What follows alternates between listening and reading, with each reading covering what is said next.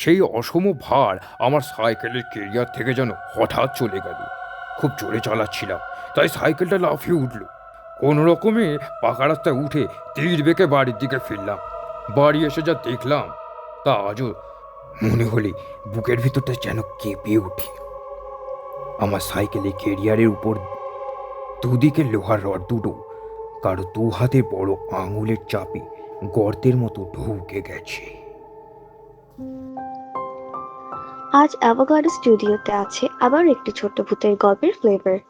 আজকের গল্পের নাম নবনীতা দাস সম্পাদিত অদ্ভুতরে। বেআইনিভাবে আমাদের কোনো গল্প কপি করার চেষ্টা করবেন না, কারণ piracy is a big crime. তবে চলুন আজকের কপিতে চুমুক দেওয়া যাক। অসীম দাহদাহ শেষে আজ বর্ষণের অবকাশ দেখা গেছে। শেষমেশ বৃষ্টিটা শুরু হলো। দুদিন ধরে শুধু মিথ্যা আশা জাগিয়ে আবার ফিরে যাচ্ছিল মেঘগুলো। তবে ভালোই হয়েছে আজ বৃষ্টিটা হয়ে। অফিসের এসির আবহাওয়ায় বৃষ্টির আমেজটা কি বোঝা যায়? সন্ধে প্রায় আগত, যদিও মেঘের ঘনঘটা ইতিমধ্যেই দিনের আলো নিভিয়ে ফেলেছে।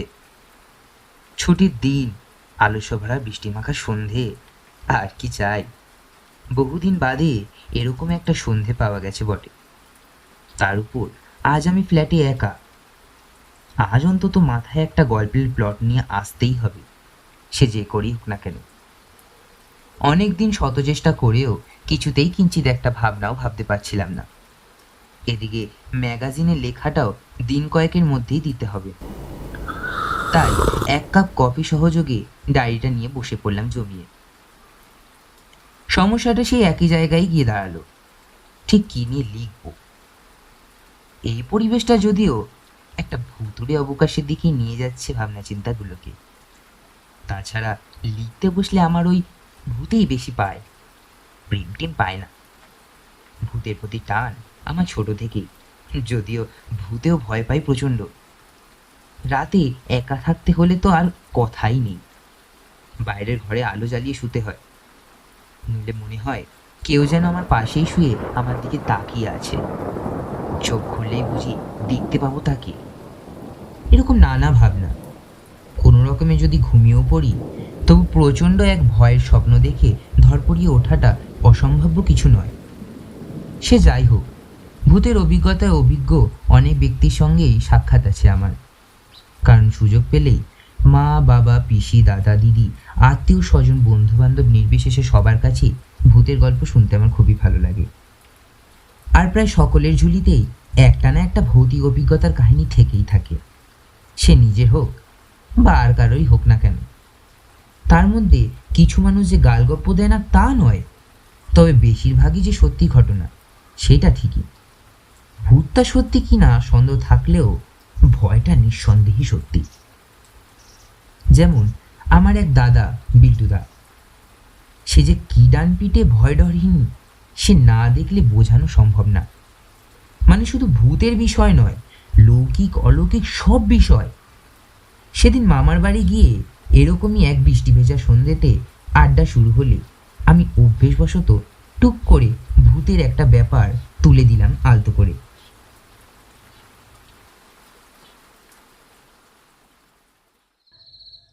ওসব ভূতের গল্প টল্প আমি জানি না ভাই, বিশ্বাসও করি না। যত রাজ্যে বুজুর্গি। শোন, মাঝরাতে ধুধু মাঠের পাশে এক শ্মশানে এক রাত কাটিয়েছি বেড ধরে, বুঝলি? আমাদের গ্রামের ওই পুরানো বিশাল বাড়িতেও এক রাত থেকেছি প্রায় এক সপ্তাহ। কোনোদিনও কাটা শিউরেও ওঠেনি। হ্যাঁ, আর তোরা না বলিস আমাকে ভয় হয়। ছি ছি ছি ছি ছি, এটাও আমাকে শুনতে হবে? আমি বললাম, সে তুমি নাই ভয় পেতে পারো, তারা তোমাকে দেখা দেয়নি তাই ভয় পাওনি। দেখা দিলে বুঝতাম যে তুমি কতটা সাহস দেখাতে পারো। তাই যদি হয় তবে আমার একটা ঘটনা শোন। তখন এইচএস দেব, সেই সময় প্রায় আমরা এই বারাসাত থেকে যোগুলির দিকে 4-5 জন বন্ধুরা মিলে সাইকেল নিয়ে বেরিয়ে পড়তাম বিকেল হলে। এই তো পিকলু জিতো। কিরা পিকলু, বল। আরে ভাই, সেদিনের কথা বলছিস? সে এক কাণ্ড বটে, আজও কোনো ব্যাখ্যা দিতে পারি না। বিল্টুদা আবার শুরু করলো। তা ওই রাস্তাটা ময়না রাস্তাটা আগে একটা কাঁচা রাস্তা মাঠের দিকে ঢুকে গেছে, বুঝলি? তা 4 কিলোমিটার বা তার বেশি রাস্তাটা হবে। NH-34 এরই এক প্রান্ত থেকে শুরু হয়ে আর এক প্রান্ততে গিয়ে উঠেছে, বুঝলি? মানে শর্টকাট আর কি। এই রাস্তাটা নিয়ে আমাদের সকলেরই অনেক কৌতূহল ছিল সারা জীবন, কারণ সারাদিন ওই রাস্তাটা সকালবেলা ব্যবহার করলেও সন্ধ্যের পর ওদিকে কেউ ভিড়ত না। সবাই বলতো ওই রাস্তায় যে যায় তারই নাকি সে রাতে আর বাড়ি ফেরা হয় না। পরদিন তাদের পাওয়া যেত অচৈতন্য বা দু একবার মৃত অবস্থাতেও। বিশ্বাস করবি কিনা জানি না, কিন্তু ওই রাস্তায় যেতামও না কখনো, কারণ সন্ধ্যের আগেই ফিরে যেতাম সাধারণত লোকালয়ের দিকে, নয়তো বাড়ির দিকে, নাহলে যে ঠ্যাঙাবে। কিন্তু সেদিন কি হলো, আমরা জাতীয় সড়ক ধরে কতটা যে চলে গেছি গল্প করতে করতে খেয়ালই নেই। আলো প্রায় নিভু নিভু, তখন খেয়াল হলো এই রে, অনেকটা চলে এসেছি তো। এখন মেন রোড ধরে খুব জোরে সাইকেল চালিয়ে গেলেও রাত 8টার কমে তো একদম পৌঁছানো যাবে না।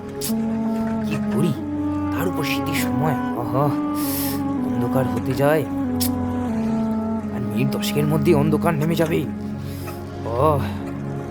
বাড়িতে আজ খুন হয়ে যেতে হবে। খুব জোরে পা চালাতে থাকলাম, মাথায় প্রচন্ড ভয় বিলসিত উঠবেই। সেই দিনকে আর রক্ষী ছিল না। হঠাৎই ওই কাঁচা রাস্তাটা আমার চোখে পড়ল। আমি বললাম, ভাই, শর্টকাটটা নেই, অন্তত 6:30টার মধ্যে ঢুকে পড়বো। একজন আঁতকে উঠে বলল, পাগল নাকি? ওই রাস্তার গল্প ভালো নয়। ওসব ভূত নিয়ে ছেলে খাওয়া কথা একদম ঠিক নয়। কে শোনে কার কথা? আমি ইতিমধ্যেই সাইকেলটা নামিয়ে দিয়েছি কাঁচা রাস্তায়। বাকিরাও নিরুপায় হয়ে চললো আমার পিছন পিছন। আমরা 4জন ছিলাম সেদিন। ছিল সাথে 3টে সাইকেল। সুজা বসেছিল সন্তু ঠিক পিছনে। প্রথমে বাকিরা একটু ভয় ভয় পেলেও আবার আমরা কথা বলতে বলতে সেই ভয়টা ফেললাম হারিয়ে। এভাবে কতটা গেছি জানি না, হঠাৎ খেয়াল হলো আমাকে ব্যালেলিং করতে প্রচন্ড শক্তি দিতে হচ্ছে। রীতিমতো ঘেমে যাচ্ছি। আমার স্বাস্থ্য এতটা ভালো থাকা সত্ত্বেও আমি যে সাইকেলটা কেন টানতে পারছি না, সেটা আমার কাছে আজও আশ্চর্য হয়। নিয়মিত ফুটবল খেলি, ছোটাছুটি করতাম, তাই যত পথই সাইকেলিং করি না কেন এরকম কষ্ট হওয়াটা খুবই অস্বাভাবিক। মনে হচ্ছিল যে 3-4 জন যেন আমার সাইকেলের পিছনেই বসে আছে, কিন্তু আমি তো কাউকে পিছনে বসাইনি।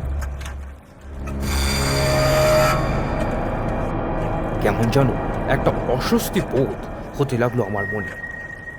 আমি পিকলুকে কথাটা বলতেই ওর চোখ মুখ কেমন যেন ফ্যাকাশো হয়ে গেল। শুধু বলল, ভাই, যত তাড়াতাড়ি সম্ভব পা চালা, কোনো দিকে তাকাস না। তবে একটা অজানা ভয় আমাকে পেয়ে বসলো। গা হাত পা কেমন যেন একটা নিস্তেজ হয়ে যাচ্ছে। তবু যত শক্তি আছে সবটা দিয়ে প্রাণপণে সাইকেল চালাতে শুরু করল। এমন সময় একটু বলল, ও কি, তোর সাইকেলের চাকা ওরকম সামনের দিকে উঠে আসছে কেন? আমি ওকে কিভাবে বোঝাই? আমার যেন মনে হচ্ছে কেউ আমার সাইকেলটাকে পিছন দিকে টেনে ধরে রাখতে চাইছে। এমন সময় এক ঝলক আলো এসে পড়ল আমাদের মুখে। সামনের রাস্তায় একটা গাড়ি হেডলাইটের আলো। আমরা প্রায় পৌঁছেই গিয়েছি মেন রোডে। সাথে সাথে সেই অসম ভার আমার সাইকেলের কেরিয়ার থেকে যেন হঠাৎ চলে গেল। খুব জোরে চালাচ্ছিলাম, তাই সাইকেলটা লাফিয়ে উঠল। কোনো রকমে পাকা রাস্তায় উঠে তীর বেঁকে বাড়ির দিকে ফিরলাম। বাড়ি এসে যা দেখলাম তা আজও মনে হলে বুকের ভিতরটা যেন কেঁপে উঠি। আমার সাইকেলের কেরিয়ারের উপর দুদিকে লোহার রড দুটো, কারো 2 হাতে বড় আঙুলের চাপে গর্তের মতো ঢুকে গেছে।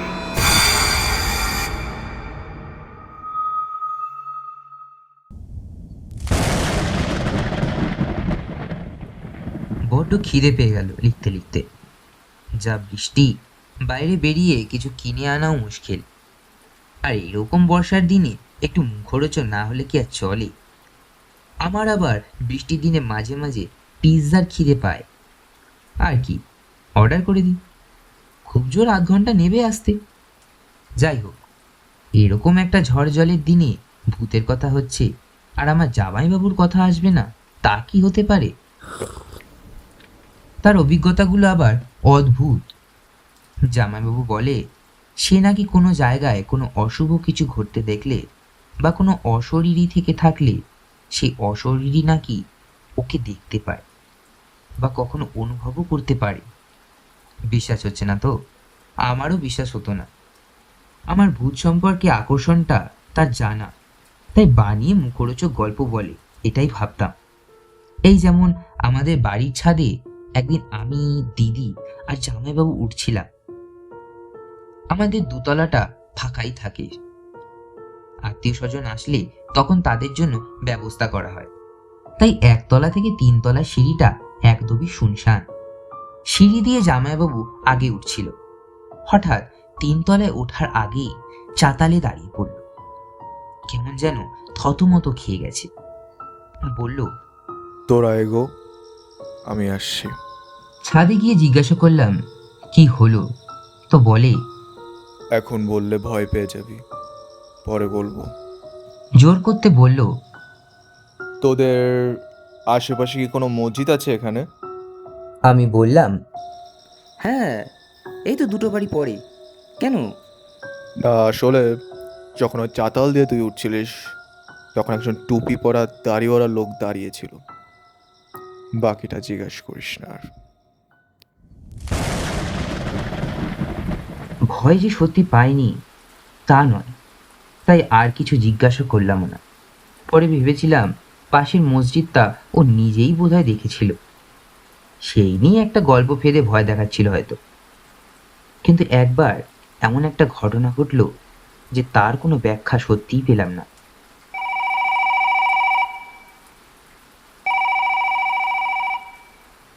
ফোন চলে এসেছে ডমিনোস থেকে, আবার নিচে যেতে হবে। এটা আমাদের নিয়ম, ফ্ল্যাটে অপরিচিত কাউকে উঠতে দেওয়া যাবে না। সিঁড়ির লাইটার যে কি হয়, মাঝে মধ্যেই কেটে যায়, অন্ধকারেই নামতে হবে। যাই হোক, যেটা বলছিলাম, একবার আমার মামার বাড়ি সকলে দিদি জামাইবাবু সহযোগে পিসির বাড়ি গিয়েছিলাম, মুর্শিদাবাদের ঔরঙ্গাবাদে। সারাদিন পদ্মার ধারে নিমতি তার রাজবাড়ি ইত্যাদি দেখার পর আমরা ফিরলাম বাড়িতে। পিসির রান্নার হাত অসামান্য, রাতে তাই মহাভোজ কবজি ডুবিয়ে খাওয়া চলছে। এমন সময় হঠাৎ জামাইবাবু পিসিকে ডেকে বলে, আচ্ছা, আপনাদের কি বাড়ির আশেপাশে কোনো বিধবা মহিলা তার ছেলেকে নিয়ে কি থাকে, কিংবা আগে কি কখনো থাকতো? পিসি অবাক হয়ে জিজ্ঞাসা করে, কেন বলো তো? সে কিছু না বলেই আবার খেতে শুরু করে। পিসিও আর সেই মুহূর্তে কিছু জিজ্ঞাসা করে না, তবে খটকা তো থেকেই যায়। না জানি রাস্তা ধরে কি না কি বলেছে, শত্রুর তো আর অভাব নেই। কে কি উদ্দেশ্যে বলে থাকবে সেটা বলা যায় না। আর নতুন জামাই কি ভাববে সেসব শুনে, এই নিয়ে পিসি তো প্রচণ্ড চিন্তিত হয়ে পড়ল। পিসিমশাইকেও জানায়। শেষে আমার ডাক পড়ে। পিসিমা জিজ্ঞাসা করে, এই শোন, এমডির রাস্তায় জামাইবাবুকে ধরে কেউ কিছু বলেছিল? আমি যথারীতি বললাম, কই না তো, এরকম তো কিছুই ঘটেনি। পিসি তখন বলল, আসলে তো একটি বেজামা মহিলা এমডির বাড়িতে সত্যিই কাজ করত। সে তো বহুদিন হলো, হঠাৎ দিন কাজে আসা বন্ধই করে দিল। পরে শুনেছিলাম বাচ্চাটাকে হাতে নিয়ে গায়ে আগুন দেয়। সে নিয়ে গ্রামের লোকেরা অকথা কুকথা কইতে তো বাজে না। কে জানি তো জামাইবাবুকে কে কি কুকথা বললো। একদিন জিজ্ঞাসা করবি তো তোর জামাইবাবুকে। এখান থেকে আমি একটা বিশাল কাজ পেয়ে গেলাম। লাফাতে লাফাতে চলে গেলাম রহস্য উদ্ঘাটন করতে। জামাইবাবুকে জিজ্ঞেস করে জানা গেল ব্যাপারটা। খাবার টেবিল থেকে পিসিদের বাড়ির সদর দরজাটা দেখা যায়। আমরা যখন খাচ্ছিলাম জামাইবাবু নাকি দেখে ওই সদর দরজার সামনে একটা সাদা শাড়ি পরা মাঝবয়সী মহিলা একটা বাচ্চাকে হাতে ধরে দাঁড়িয়ে আছে, যেন ঢুকতে চাইছে বাড়িতে। কিছুটা এগিয়েও এলো, কিন্তু তুলসী মণ্ডপটা আর পেরাতে পারল না। জামাইবাবু চোখাচোখি হতেই আবার ফিরে গেল। আশ্চর্যের কথা, সদর দরজাটা থেকে ছিল সন্ধ্যের পর বন্ধ, আর খোলাও হয়নি কোনো কারণে।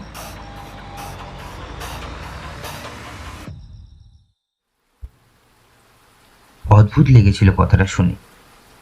আমার বাড়ির পাশের মসজিদটি একদিনে এসে লক্ষ্য করা যায়, তবে এই ব্যাপারটা জানা সত্যি অস্বাভাবিক। কিন্তু এসব ভাবতে ভাবতে তো সেই অনেকক্ষণ হলো। আমি সিঁড়ি দিয়ে নামা শুরু করেছিলাম তো অনেকক্ষণ, খেয়ালই নেই এখনো নিচে পৌঁছালাম না কেন। সিঁড়িটা যেন শেষই হচ্ছে না। উফ! আমি আরো তাড়াতাড়ি নামতে লাগলাম। কি আশ্চর্য, থাকি তো 3 তলায়, এতটুকু নামতে এত সময় লাগে নাকি? রেলিং দিয়ে একবার নিচের দিকে তাকালাম। হ্যাঁ, 1 তলার গ্রিলটা চোখে পড়ছে আবছা আলোয়। মানে আমি 2 তলায়, এতক্ষণে 1টা তলা নামলাম। আরো তাড়াহুড়ো করে নামতে শুরু করলাম। এই বাঁকটা ঘুরলেই তো মেন গেটটা পাবো, কিন্তু কই দরজাটা? আমি আবার রেলিং দিয়ে ঝুঁকে নিচের দিকে তাকালাম। দেখলাম আমি তো এখনো 2 তলাতেই। এবার কেমন একটা অজানা ভয় আমাকে পেয়ে বসলো। কিছু মাথায় আসছে না, কোনো হিসাবই যেন মিলছে না। আমি এবার উপরে উঠতে থাকলাম। এর উপরতলাই তো আমার ফ্ল্যাট, কিন্তু কই ওটা খুঁজে পাচ্ছি না তো। 2 তলার ফ্ল্যাটটা আজীবন বন্ধ থাকে, জানি না কি কারণে। কোনোদিনও কোনো লোকও আসে না এই ফ্ল্যাটে, তাই সেই ফ্ল্যাটে যে কাউকে ডাকবো আমি, তারও কোনো উপায় নেই। আমি দিক বেদিক শূন্য হয়ে সিঁড়ি দিয়ে উঠতে শুরু করলাম। এভাবে ওঠানামা করতে লাগলাম, না উপরে উঠতে পারছি না নিচে নামতে পারছি। ঠিক এই সময় হঠাৎ নিচের গেটটা খোলার আওয়াজ পেল। কেউ একটা যেন সিঁড়ি দিয়ে উঠে আসছে। যাক বাবা, বাঁচা গেল, কাউকে তো পাওয়া গেল। রেলিংয়ে ঝুঁকে দেখলাম আবছা আলোয় ক্যাপ পরা একটা ছেলে উঠে আসছে। হাতে মনে হলো পিৎজার বক্সটা, কিন্তু আমি তো ডেলিভারি বয়কে ফ্ল্যাট নাম্বারটা বলিনি। সে কি করে জানলো? আর নিচের তো তালা মারা থাকে সর্বক্ষণ, সে খুললেই বা কেমন করে? আমি আরো আড়ষ্ট হয়ে পড়লাম, আর যেন হাত পা নড়ছে না। এদিকে পায়ের আওয়াজটা ক্রমশ উপরে উঠে আসছে। আমি খুব জোরে চিৎকার করতে চাইলাম, কিন্তু গলার স্বর বেরাচ্ছে না কেন? এ কি? ছেলেটা আমার 2 হাত নিচে এসে দাঁড়ালো। মাথাটা তুলতেই চোখগুলো দেখলাম ধিক ধিক করে চলছে। হঠাৎ আমার কানের পাশে কেউ যেন এসে বলল, sir, your pizza is here.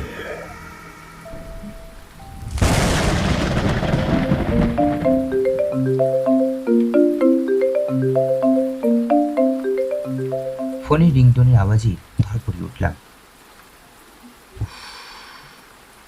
তবে স্বপ্ন দেখছিলাম এতক্ষণ? আর নিজের ঘরেই, ডায়েরিটা আমার সামনেই খোলা। কখন ঘুমিয়ে পড়েছিলাম লিখতে লিখতে জানি না। এই হচ্ছে সমস্যা, ভূতের কথা লেখাও চাই, আবার সেই নিয়ে ভাবতে গিয়ে প্রাণ নষ্টাগত। ফোনটা ধরলাম, ওপার থেকে আওয়াজ এলো, হ্যালো, হ্যাঁ স্যার, আপনার অর্ডারটা ডেলিভারি করতে না পারায় আমরা খুবই দুঃখিত। আসলে বৃষ্টিতে আমাদের কোনো ওয়ার্কারই কাজে বেরোতে পারছে না। প্লিজ কিছু মনে করবেন না, আপনার অর্ডারটা ক্যান্সেল করা হলো।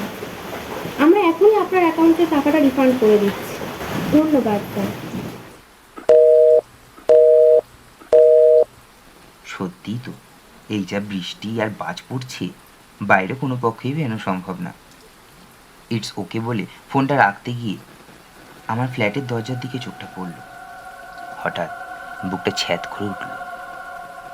দরজাটা খোলা, দরজা ঠিক বাইরে একটা বাক্স পড়ে, আর উপরে লেখা ডোমিনোস পিৎজা।